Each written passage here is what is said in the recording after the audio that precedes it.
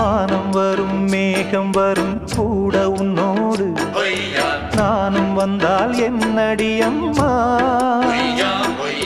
தென்மதுரை சேரும் வரை ஆண் துணையாக ஏழை என்னை ஏற்றுக்கொள்ளம்மா ஓடாத கிளியே தனியாக ஏதேனும் நடக்கும் தவறாக